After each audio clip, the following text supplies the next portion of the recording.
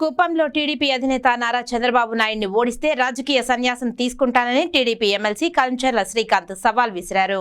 శనివారం ఉదయం వీఐపీ విరామ సమయంలో టీడీపీ ఎమ్మెల్సీ కంచర్ల శ్రీకాంత్ శ్రీవారి సేవలో పాల్గొని మొక్కులు చెల్లించుకున్నారు. దర్శనానంతరం రంగనాయకుల మండపంలో వేద పండితులు వేద ఆశీర్వచనం అందించగా ఆలయ అధికారులు శ్రీవారి తీర్థ ప్రసాదాలను అందజేసి పట్టు వస్త్రంతో సత్కరించారు. ఆలయం వెలుపల టీడీపీ ఎమ్మెల్సీ కంచర్ల శ్రీకాంత్ మీడియాతో మాట్లాడుతూ ప్రజాగళం పేరుతో చంద్రబాబు నిర్వహిస్తున్న సభకు మంచి ప్రజా ఆదరాభిమానం లభిస్తుందని అన్నారు. కూటమి అభ్యర్థిగా సీఎం కుర్చీని అధిష్ఠించి రాష్ట్రాన్ని గాడిలో పెట్టాల్సిన అవసరం ఉందని ఆయన స్పష్టం చేశారు.